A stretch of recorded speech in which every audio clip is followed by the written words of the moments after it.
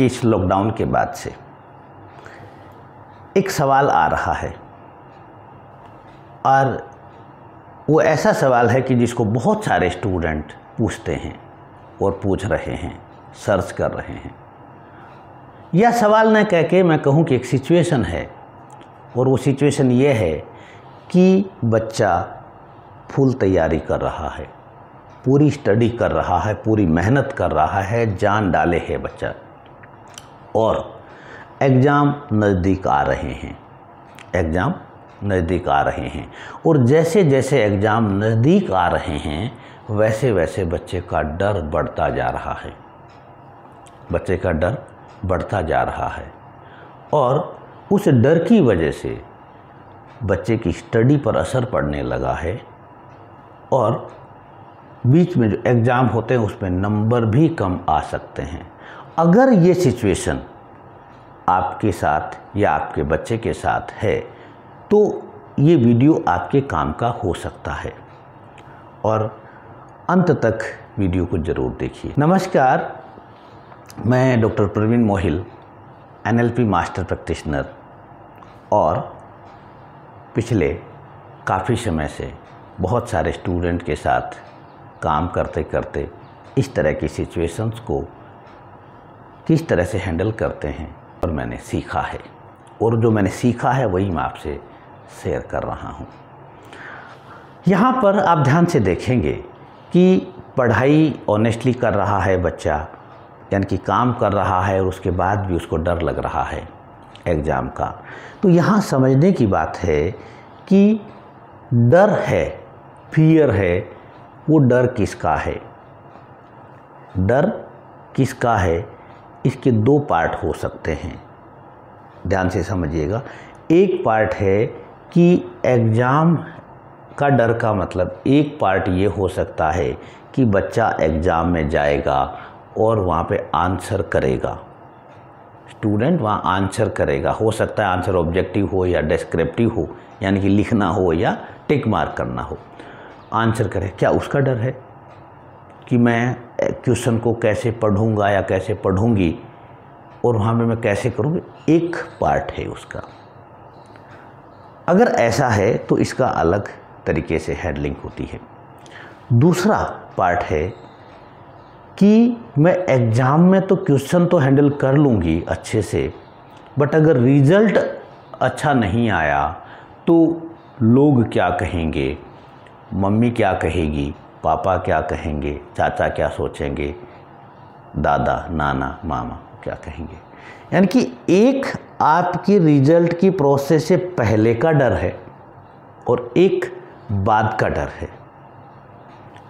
अगर ये डर है यहाँ तक तो काम चल जाता है, बच्चा मेहनत कर ही रहा है, बट इस डर से पढ़ाई भी कम होने लगती है, पढ़ाई भी कम होने लगती है, और मार्क्स भी कम आने लगते हैं, मार्क्स भी कम आने लगते हैं। तो इस सिचुएशन को हम कैसे हैंडल करें, यानी कि ये दो सेगमेंट हैं, इसको हैंडल कैसे करें, इसके लिए पहली बात है, यानी कि पहला जो तरीका है, यानी कि आंसर को हैंडल करना है आपको, और जैसे ही आंसर हैंडल होगा तो रिजल्ट अपने आप हैंडल हो जाएगा। पहली बात है ये समझने की ज़रूरत है कि आंसर के ऊपर रिजल्ट टिका हुआ है, तो पहले हम आंसर को कब्जे में करें, रिजल्ट अपने आप कब्जे में हो जाएगा। यानी कि आपकी आधी प्रॉब्लम यहीं पे सॉल्व हो जाती है। क्योंकि इम्पोर्टेंट है, इम्पोर्टेंट क्यों है? क्योंकि आप हार्ड वर्क भी कर रहे हैं, होती नहीं पढ़ रहे होते, नहीं पढ़ रही होती, फिर डर होता तो कोई बात नहीं, फिर रिजल्ट ख़राब होता तो कोई बात नहीं, बट हम तो मेहनत भी कर रहे हैं, पूरी जी जान से लगे हुए हैं। तो क्या करना है, अब मैं सॉल्यूशन पे आ रहा हूँ, ध्यान से समझिएगा। सबसे पहला काम ये कि आपको एक रिलैक्स स्टेट को गेन करना है। रिलैक्स स्टेट का मतलब है कि आप 5 मिनट के लिए, मैं कहूँ इसको रोज़ कर लें, सोने से पहले तो ज़रूर कर लें, सिर्फ 5 मिनट के लिए आपको अपनी माइंड और बॉडी, यानी कि बॉडी जो है, यानी कि आपके हाथ पैर कंधे जबड़े और आपकी अंगुलियां, आपके टखने, आपके जॉइंट्स, पूरी बॉडी जो है आपकी, उसको आप रिलैक्स कर दें, यानी कि लूज छोड़ दें, आप लेट जाएं, आप लेट जाएं, पूरी तरह से रिलैक्स कर दें, एकदम ढीला छोड़ दें बॉडी को, कि भाई ऐसे मानो कि बॉडी में जान ही नहीं है, ऐसे समझ लो, ढीला छोड़ दें, जैसे बस हाथों को यूँ लटका दें, कोई दिक्कत नहीं है। आप यूँ कस के नहीं रखना, लटका सकते हैं हाथों को, अंगुलियों को एकदम लूज कर दें, एकदम फ्री कर दें, ढीला कर दें, बॉडी के प्रत्येक ऑर्गन को आप लूज कर दें। पहला काम ये करें।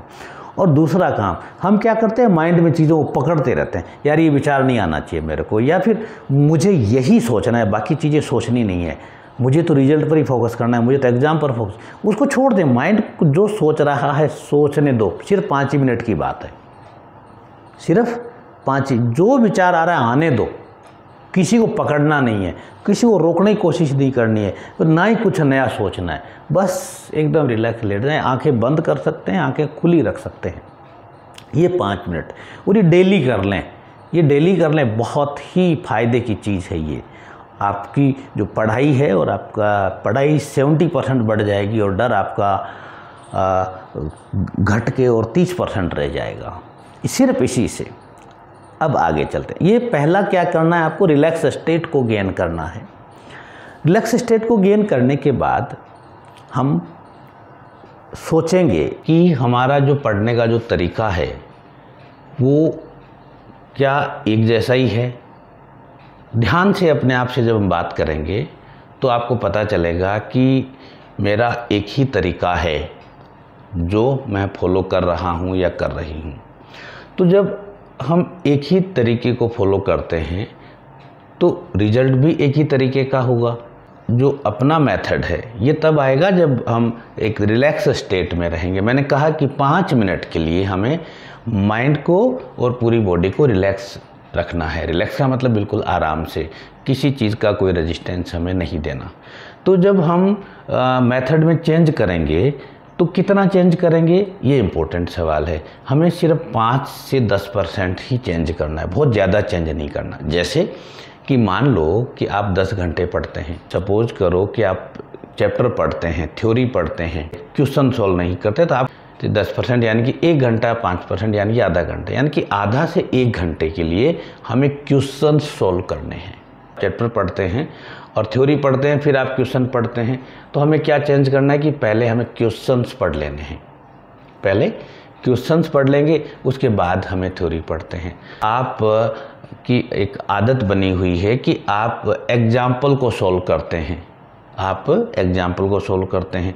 तो आपको क्या करना है कि एग्जाम्पल को सॉल्व ना करके और जो बुक के चैप्टर के लास्ट में जो क्वेश्चन है उनको हमें सॉल्व करना है। या फिर आप मान लो कि बुक के चैप्टर के क्वेश्चन भी कर चुके हो या आपको अच्छे नहीं लगते, तो मार्केट में जो सैम्पल पेपर हैं वो मिलते हैं, या आपको मार्केट में क्वेश्चन पेपर मिलते हैं, ओल्ड क्वेश्चन पेपर मिलते हैं, या मॉडल पेपर भी हमें मिलते हैं। उन मॉडल पेपर को हमें सॉल्व करना है, केवल 5 से 10%।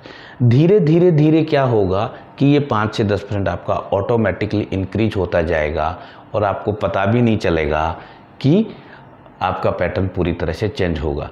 क्योंकि यहाँ पर जो प्रॉब्लम जो है वो है पैटर्न की प्रॉब्लम है बेसिकली। क्योंकि आप मेहनत तो कर ही रहे हैं, पूरी आपने ताकत लगा रखी है।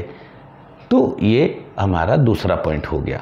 अब तीसरा सवाल आता है या तीसरा स्टेप है कि हम शुरू कहाँ से करें।